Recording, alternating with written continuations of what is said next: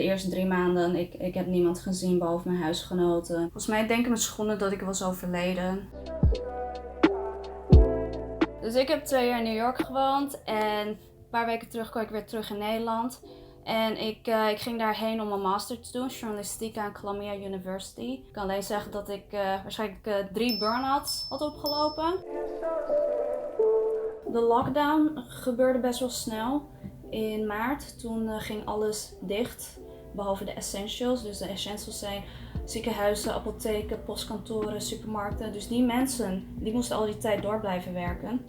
En ik had geluk dat ik een van de mensen was die thuis kon werken. Ik ben niemand tegengekomen die virus ontkennen. Nou ja, ik praat sowieso met niemand, dus ik heb geen idee. Nou, misschien zijn ze er gewoon. Ik kom ze gewoon niet tegen. Aan het begin vond ik het eng om een mondkapje te dragen in het openbaar. Ik bedoel, mensen keken al naar Aziaten van... Jij hebt het coronavirus hier mee naartoe genomen. En als je een mondkapje draagt, dat was het nog aan het begin, toen heel weinig mensen in het openbaar een mondkapje droegen. Dan trek je meer aandacht naar jezelf. En ik wilde dat niet. Ik zag continu nieuwsberichten over Aziatische mensen die in New York werden aangevallen. Een Koreaanse vrouw had geen mondkapje op. Ze werd overdag aangevallen door een vrouw. Ze werd gewoon geklapt, gepunched. Kaak uit de kom. En die vrouw die zei, where's your corona mask? You Asian bitch. En dan daarna zag ik beelden van een andere Aziatische vrouw die op een metrohalte ook werd geslagen en geschopt door een man die haar een diseased bitch noemde. En zij had een mondkapje. Dus of je nou een mondkapje op had of niet, het maakt niet uit. Een diseased bitch, where's your mask bitch. Zolang je Aziatisch bent, ben je een doelwit. En het ding is, in Amerika dragen mensen vuurwapens. Niet minder in New York, maar je weet het nooit. Je weet het gewoon nooit. Dus ik durfde gewoon niet de straat op. Maar na een tijdje begon iedereen mondkapjes te dragen. Je mocht een supermarkt of andere winkels ook niet in als je geen mondkapje op had. Ik zag mensen elke dag hardlopen. Je hebt gewoon niks te doen, dus je moet je energie gewoon kwijt. Dus ik zag elke uur zag ik wel iemand hardlopen. Zelfs in 35 graden tijdens de zomer met een mondkapje op. En soms met een zonnebril. Dat ik denk van, Jezus, je gaat zo in de fik. De metro's. Ja, de metro's werden voor het eerst sinds, wat zou het zijn, 20, 30 jaar schoongemaakt. Elke dag werd schoongemaakt, helemaal gedesinfecteerd, sanitized. Sowieso minder mensen namen de metro, omdat heel veel mensen werkten thuis. Of ze werden ontslagen en hadden geen baan meer.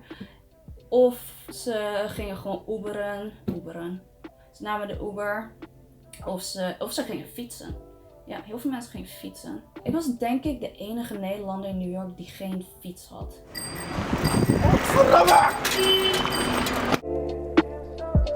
Heel veel van mijn klasgenoten en collega's die waren al best wel snel gevlucht. In maart waren ze gewoon gevlucht terug naar Californië of Connecticut of Louisiana. Gewoon terug naar hun boerderij of hun enorme huis met een zwembad. Weet je wel, die Amerikaanse huizen die je in films ziet. En ik zat vast. Ik heb geen familie in Amerika, ik kon nergens heen. Ik zat gewoon vast in mijn piepkleine schoenendooskamer. Waar ik veel te veel geld voor betaalde. Alles is weg. Niemand verhuist naar New York omdat het zo leuk wonen is. Tenzij je rijk bent. Tenzij je geld hebt voor je eigen studio. En dat je niet met rando's van Craigslist hoeft samen te wonen. En toen waren natuurlijk de protesten na de moord op George Floyd.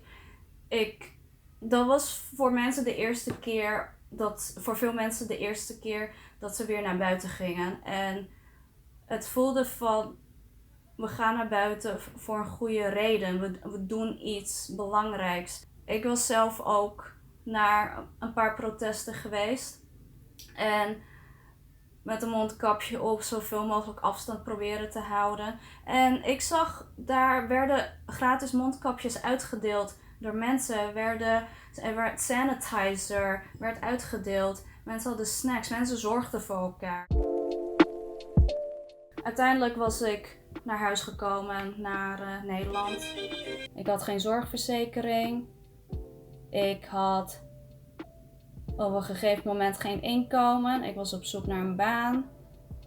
Ik had geen visum. Ja, wat deed ik daar dan nog? Toen ik recent terugkwam in Nederland, ik schrok van hoe weinig mensen mondkapjes dragen. In New York kon ik niet geloven wat er gebeurde. Van, oh mijn god, alles is gesloten. Alles is zo anders. En nu ben ik in Nederland van, oh mijn god, alles is open. Mensen zijn buiten, geen mondkapjes. Dus dat was mijn tijd in New York. Laat me weten als je nog meer vragen hebt. En bedankt voor het kijken.